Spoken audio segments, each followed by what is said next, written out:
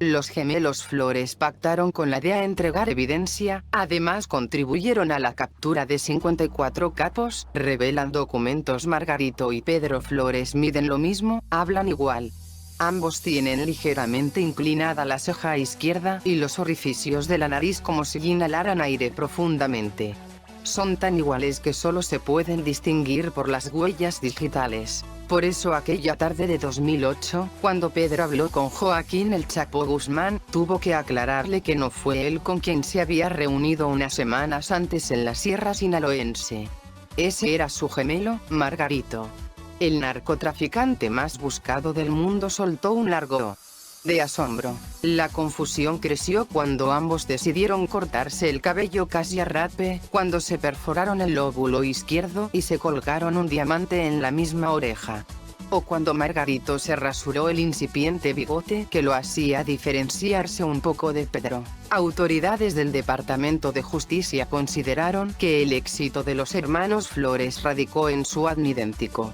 En declaraciones, los mismos agentes de la Administración para el Control de Drogas, DEA, por sus siglas en inglés, reconocieron no diferenciarlos con exactitud. Pedro y Margarito tenían 33 años cuando contribuyeron a que el Chapo desbancara al mítico gángster de la época de la ley seca, Al Capone, como el enemigo público número 1 de Chicago, de acuerdo con la Agencia Antidrogas de Estados Unidos, gracias a que se convirtieron en los responsables de acomodar al cártel de Sinaloa en esta urbe. No en vano son considerados por el gobierno estadounidense como la empresa más grande de tráfico de drogas que ha existido en la historia de esa ciudad. Gran parte de la vida de los hermanos Flores aún es un misterio. Las autoridades estadounidenses decidieron clasificar cualquier archivo que hable de su pasado. Existen más de 500 documentos judiciales que permiten conocer algunos pasajes sobre cómo los gemelos introdujeron al cártel de Sinaloa a Chicago y cómo más tarde contribuyeron a la captura de 54 narcotraficantes o asociados a ese grupo criminal, además de convertirse en pieza clave para la captura de El Chapo en México, transformados en agentes encubiertos para la DEA. Los hermanos Flores fueron capaces de lograr este resultado que de otra manera hubiera sido imposible. Son las conversaciones grabadas que sostuvieron con el Chapo Guzmán. En ese momento él era el hombre más buscado de la tierra, se lee en una de las páginas de los documentos de la Fiscalía Federal del Distrito Norte de Illinois. Desde su incursión en el negocio, inundaron de drogas las calles de Chicago, Columbus, Cincinnati, Filadelfia, Nueva York y Washington. En solo 7 años lograron introducir aún más de 60.000 kilogramos de cocaína y amasar una fortuna que las autoridades calificaron de irreal, $1.000 millones. Pero a los hermanos Flores se les atribuyen efectos más devastadores que una sobredosis de cocaína. Lograron que el cártel de Sinaloa permeara en las calles de Chicago. Se convirtieron en los principales distribuidores de la organización delictiva. Culturalmente, popularizaron la idolatría a los narcotraficantes mexicanos, de sus santos, pistolas enchapadas en oro, el gusto por las texanas de ala ancha y botas picudas. Convirtieron a Chicago en la pequeña Sinaloa. El ascenso. Pedro y Margarito aprendieron a diferenciar un envoltorio de heroína, marihuana y cocaína desde pequeños. Su padre Margarito Flores, migrante mexicano, vendió en 1980 pequeños cargamentos de droga. Al parecer fue el propio Margarito quien les heredó el negocio y los conectó con gente de 2 cárteles en México, el de Sinaloa y el de los Beltrán Leiva. Los gemelos se reunieron en la sierra en 2005 con el propio Guzmán Loera. ¿Crees que los gemelos Flores hicieron lo correcto? Lograron que el cártel de Sinaloa les vendiera a crédito grandes cargamentos de heroína y de cocaína. Ellos recibían la droga en la frontera y la transportaban hasta Chicago, almacenándola en una casa de seguridad.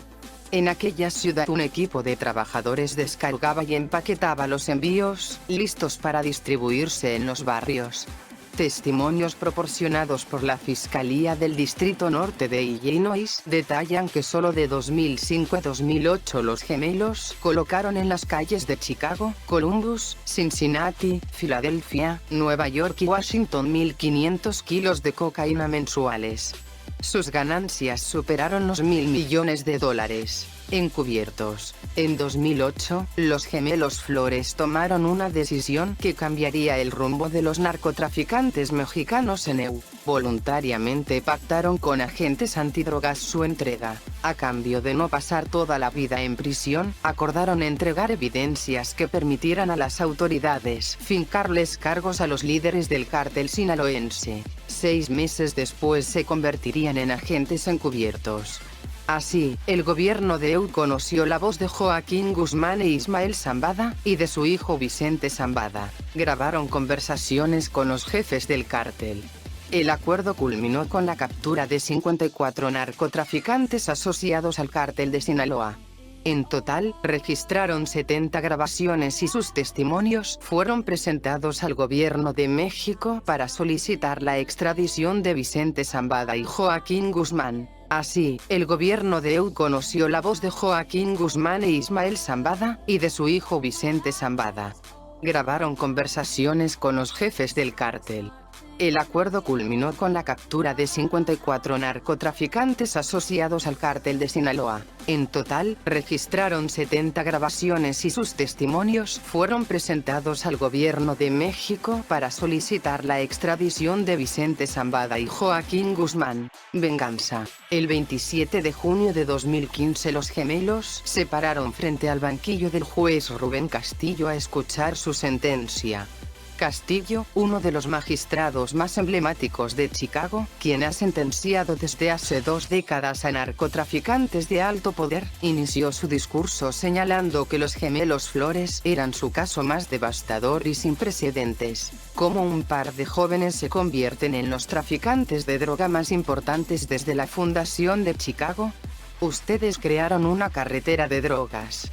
Esa tarde los sentenció a 14 años de prisión, ya que debido al pacto previo con el gobierno estadounidense el juez no podía condenarlos a cadena perpetua. Pero su discurso final provocaría que a los hermanos Flores se les pusieran los ojos húmedos. Yo no voy a dejarlos en la cárcel de por vida, pero ustedes realmente ya están condenados a cadena perpetua. Ustedes y sus familias por el resto de sus vidas van a tener que mirar por encima del hombro, y se van a estar preguntando si el vehículo o la moto que esté a su lado viene por ustedes. Se preguntarán si alguno de ellos viene a matarlos. En cada momento, cuando ustedes enciendan su carro se preguntarán si el carro arrancará o va a explotar, y eso será por el resto de sus vidas. Los gemelos desmantelaron la base de operaciones del cártel de Sinaloa en Chicago. En 2009, en pleno juicio, pagaron por su traición. El auto de Margarito, su padre, fue localizado en el desierto de Sinaloa. En el parabrisas les dejaron un mensaje: se callan o les enviamos su cabeza. Su padre sigue desaparecido. La huella de los gemelos Flores quedó firme. De acuerdo con la Comisión del Crimen, en Chicago el cártel de Sinaloa tiene actualmente más de 100.000 pandilleros a su servicio.